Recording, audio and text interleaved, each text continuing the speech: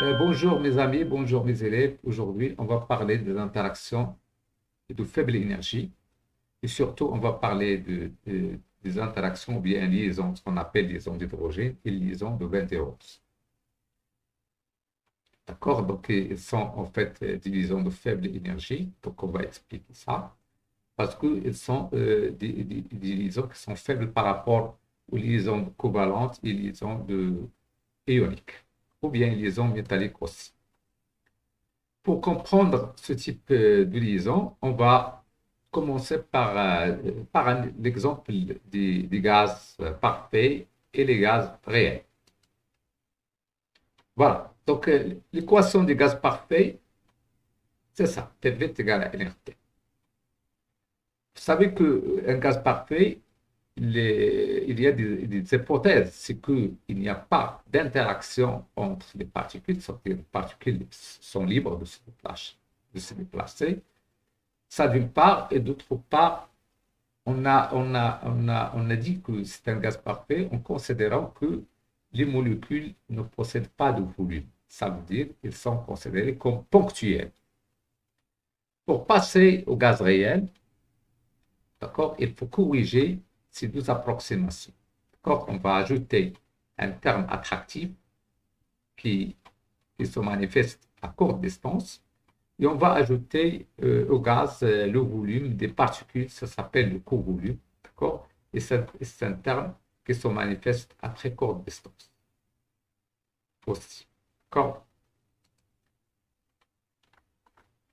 Donc, ce terme-là,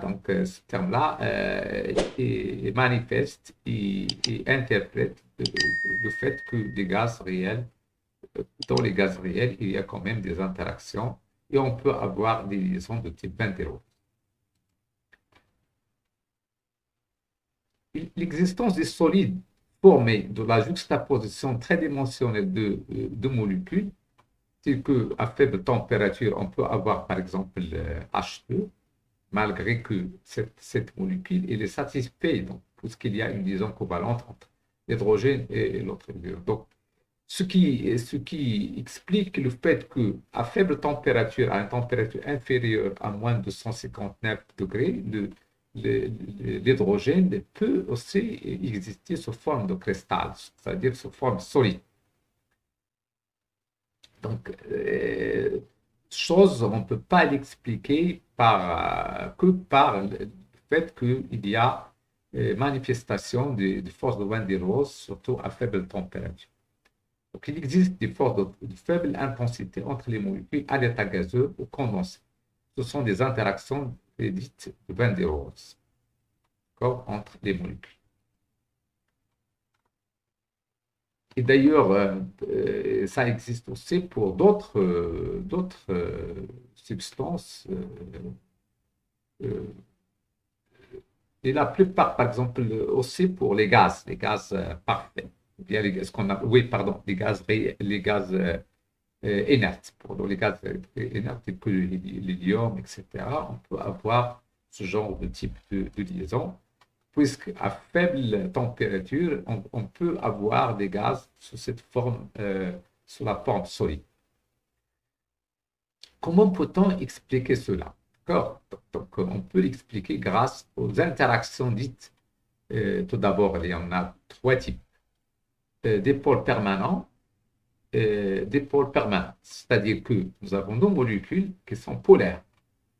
Et ces deux molécules qui sont polaires, par exemple, chaque molécule est considérée comme un dipôle.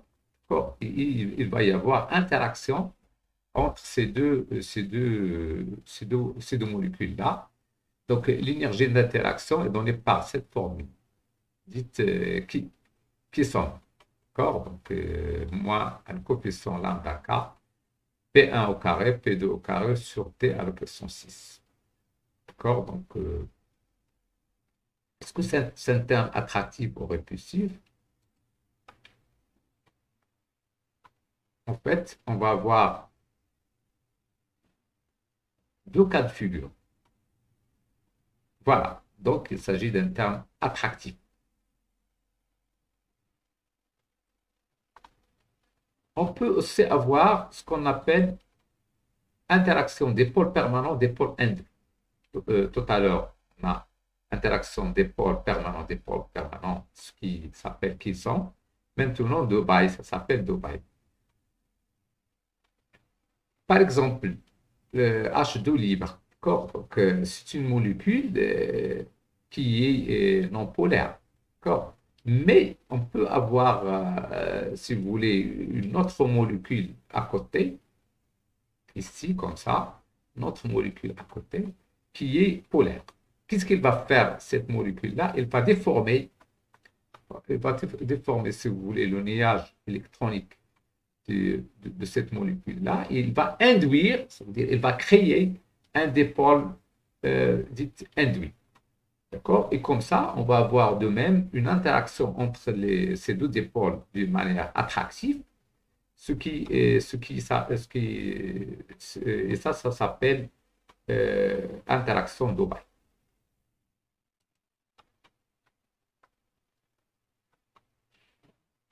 Voilà. Donc, ça veut dire qu'on a polarisé la molécule, on a créé cette l'énergie d'interaction entre un dipôle permanent et un dipôle induit est donnée par cette formule, celle-là, regardez. Elle est donnée par celle-là, d'accord? Moins lambda d, p au carré, pardon, moins lambda d p au carré alpha sur d à la puissance 6. Donc, c'est un terme aussi attractif. Donc, je rappelle interaction dipôle permanent, interaction dipôle permanent, dipôle induit, et maintenant, interaction dipôle instantané, dipôle instantané. Qu'est-ce que ça veut dire? On peut avoir, par exemple, une molécule qui est non polaire, mais à un instant donné, à cause de l'existence à cause de l'agitation thermique, par exemple, on peut déformer d'une manière instantanée, c'est-à-dire à un instant donné, cette molécule. Donc, il va y avoir création d'un dipôle instantané, malgré que la molécule n'est pas polaire. C'est-à-dire qu'il ne possède pas de moment dipolaire. Ce dipôle instantané va lui aussi agir sur les autres molécules. Il va créer elle-même un dipôle instantané. Et comme ça, on va avoir une interaction dipôle instantané, chose qui s'appelle interaction de Londres. Donc, l'énergie d'interaction est donnée par cette formule-là, moins lambda L, alpha, un coefficient alpha fois un coefficient alpha prime, ça c'est le coefficient de polarisation, sur D à la puissance 6. Et c'est un terme attractif aussi. Donc, il y a trois interactions. Donc, l'interaction dipôle permanent, interaction dipôle permanent, dipôle induit et interaction dipôle instantané, dipôle instantané. Donc, ici, dans ce tableau, on va comparer les trois types d'interactions. Par exemple, nous avons ici l'eau qui est une molécule polaire. Nous avons HCl qui est une molécule polaire. Nous avons Hi qui est peu polaire, l'hélium qui n'est pas polaire et l'argon aussi qui n'est pas polaire.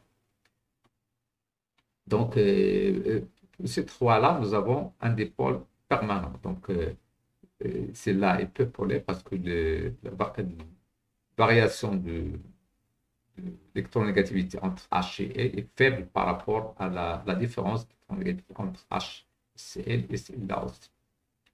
D'accord? Donc, le coefficient de polarisation, donc, il est ici assez grand, malgré ça. Voilà, regardez pour l'eau. Donc, le terme de question est important. De Dubaï est assez faible, et alors que de London, il est moyen. D'accord? Donc, cette molécule aussi, donc, vous pouvez voir que ça c'est moyen, ça c'est grand, et celle-là aussi. Donc, le terme de London, sauf pour les molécules très polaires, telles que l'eau, le terme attractif London est prépondérant. D'accord? Donc, dans celle-là et dans celle-là.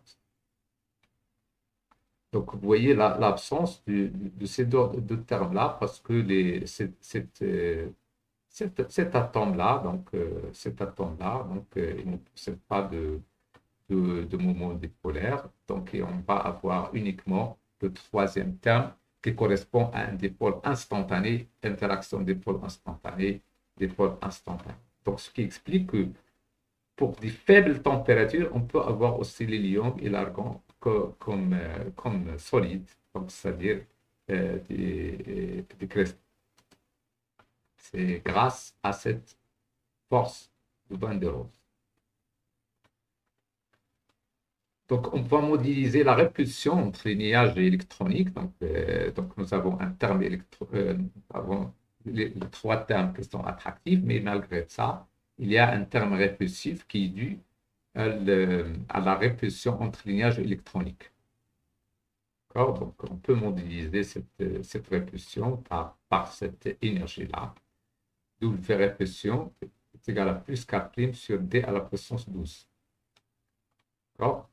Donc voilà, donc on va rassembler les trois termes attractifs, London et Dubaï et Caisson. Donc ce qui va donner ce terme-là avec K positif. La différence ici c'est plus, ici c'est moins. Donc la somme des deux, énergie potentielle d'interaction, ça va être la somme des deux là, donc ça fait moins K sur D à la puissance 6 plus K' sur D à la puissance. Et ce terme-là, il va prédominer à très courte distance. Pour des faibles distances, parce qu'il va y avoir répulsion. À la fin de cet exposé, je vais vous montrer une petite simulation qui va vous indiquer ce terme-là. D'accord? Donc, pour les très courtes distances, c'est ce terme-là qui est prépondérant.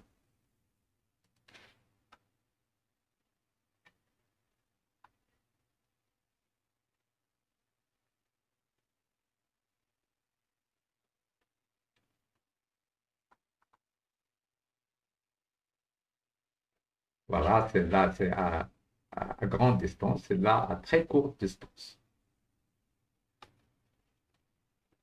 Voilà. Donc, si je trace les deux courbes, regardez, trace les deux courbes, ça représente la répulsion.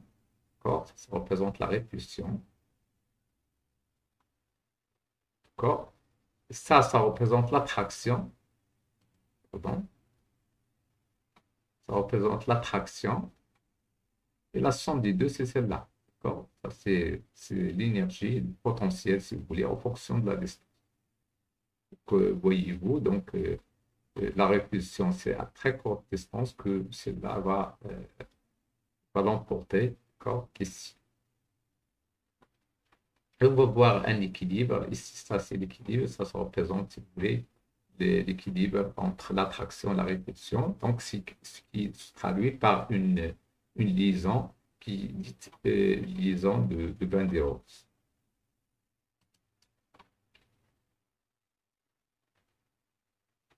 Voilà. DE pour cet équilibre-là est de l'ordre de 3 à 5 Armstrong, ça veut dire 10 moins 10 mètres, ça veut dire 300 à 500 picomètres. Donc nettement plus long que la liaison de covalente.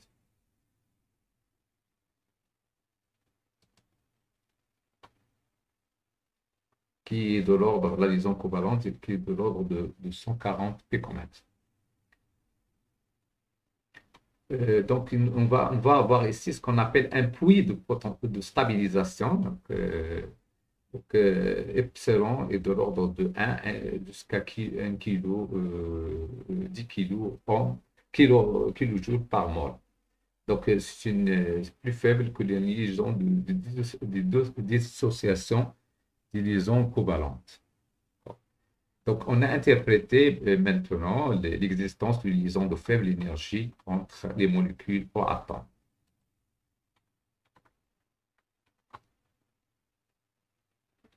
Donc, les liaisons de faible énergie, c'est-à-dire les liaisons de Van der Waals. Et par la suite, on verra un autre type de faible énergie qui s'appelle la liaison d'hydrogène. Voilà. Voilà la liaison d'hydrogène. Donc, si je compare ici plusieurs types de molécules. J'ai la molécule H2O, H2S, H2SE, TE et H2T. D'accord? Nous avons d'autres molécules. Je compare la température de fusion. D'accord? Donc, il est ici, c'est 0. D'accord? Pour les autres, par exemple, pour CH4, euh, pour SEH4, donc c'est encore plus faible. Donc ici, nous avons quoi? Regardez, nous avons ici, il y a quelque chose qui fait que ce genre de molécules-là vont avoir une température de fusion assez élevée. Donc, cette chose-là ne peut être que ce qu'on appelle la liaison d'hydrogène. Et d'ailleurs, la liaison d'hydrogène, c'est la secret ça permet d'avoir l'eau à la température ambiante. Sans la liaison d'hydrogène, on ne peut pas avoir de l'eau à cette température ambiante. Donc, ça peut être, donc on peut dire que la liaison d'hydrogène, c'est celle qui assure la vitalité et la vie donc, sur Terre. Donc, qu'est-ce que ça veut dire liaison d'hydrogène? On va expliquer. Regardez.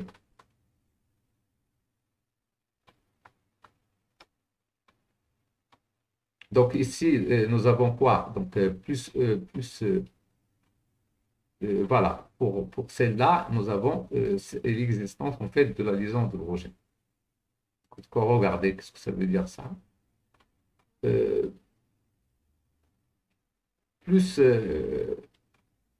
plus N augmente,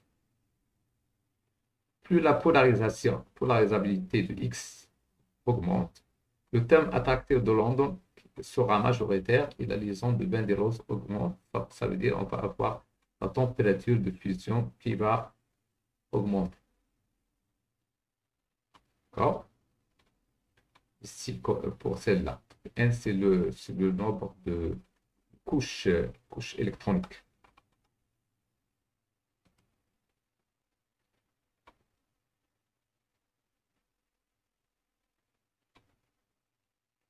Mais regardez, celles-là font l'exception H2O. Donc N est assez petit pour ces trois molécules-là. Donc, pourquoi ils ne sont pas comme H2TE et H2?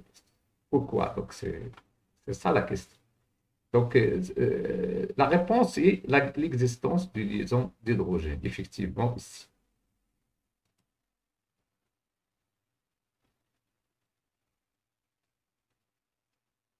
Voilà, donc la définition de la liaison d'hydrogène, donc c'est quoi?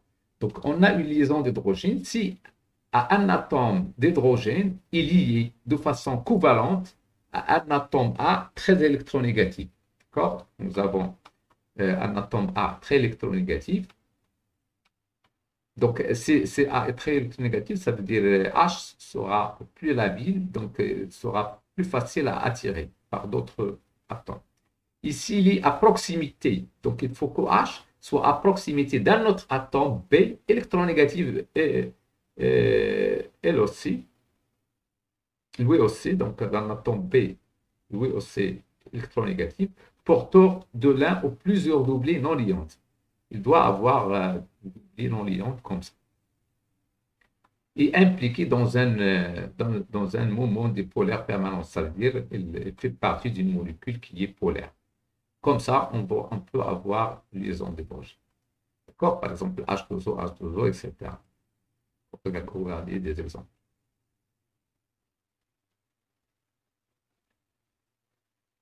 Donc, la liaison d'hydrogène, ce n'est pas la liaison de Van der Waals. Donc, c'est une exception, si vous voulez. C'est une exception. Regardez ici. Nous avons donc pour l'eau, donc ces deux termes-là, ils sont faibles. Mais ce terme-là est très grand. Pourquoi? Parce que la molécule est polaire. D'accord? Il s'agit d'une interaction entre deux moments dipolaires permanents élevés. D'accord? Ici. Donc, c'est le terme de Kimson qui prédomine devant le terme de London et de Dubaï.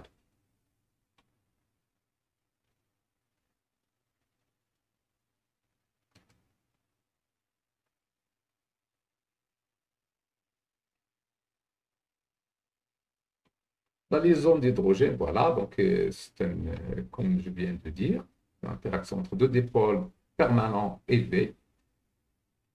Et que H, c'est un petit atome, et il peut s'approcher près de B, et donc l'interaction va être attractive. La liaison d'hydrogène, donc ça va être une liaison de van der Waals particulière, mais elle est plus forte que les liaisons de van der Waals habituelles. D'accord? Donc, voyez-vous, donc, la distance, c'est faible, c'est 2 Armstrong. Et epsilon, c'est de l'ordre de 10 à 30 kg. Donc, c'est un petit peu plus grand que tout à l'heure.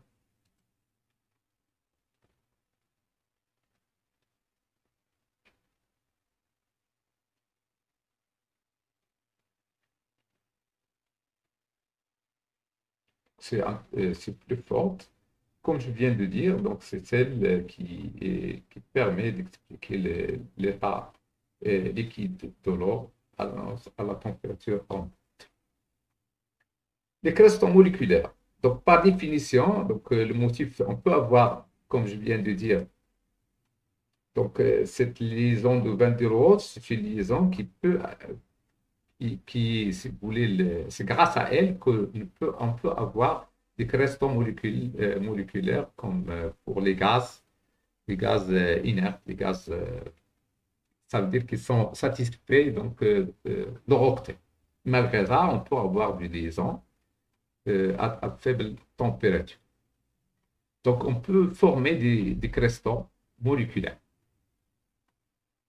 Donc, le motif des cristaux moléculaires est formé de molécules simples dans lesquelles les atomes sont liés par covalence. La stabilité des cristals est assurée par des interactions de type Van der Waals ou bien liaison d'hydrogène. Donc, généralement, ils sont non conducteurs, ils possèdent une faible température de fusion et une faible énergie de sublimation.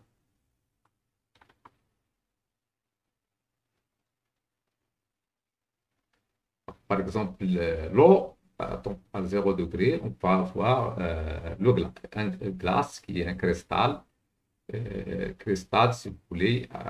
Voilà. Donc l'eau, pour l'eau, regardez, pour l'eau, ça c'est en fait géométrie coudée.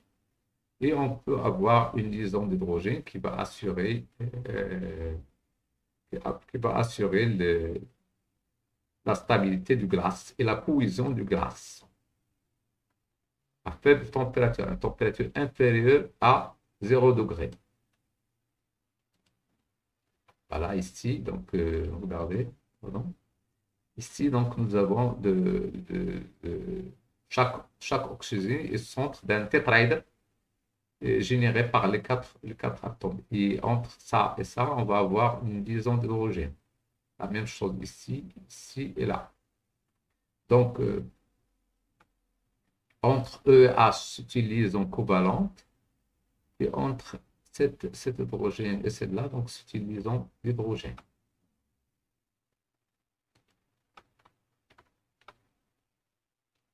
On peut avoir aussi une liaison d'hydrogène intramoléculaire, d'accord, comme ici. Donc, généralement, cette liaison intramoléculaire, il agit de sorte que la température de fusion sera assez faible, donc parce que ça stabilise la molécule. Donc, à la fin, je vous laisse avec avec ces quelques exercices. Donc, exercice 1, expliquer pourquoi l'hexane est miscible entre proposition avec leptane.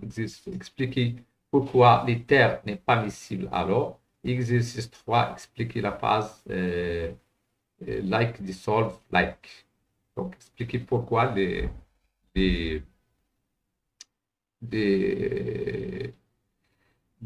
par exemple,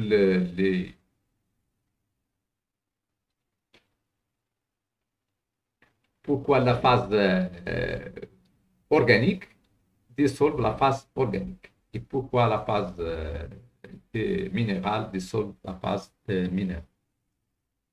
Merci de votre attention. Donc, je vous donne rendez-vous pour une autre exposé. Et n'oubliez pas d'encourager notre chaîne par vos likes et par vos commentaires et aussi par votre abonnement. Maintenant, on va passer à faire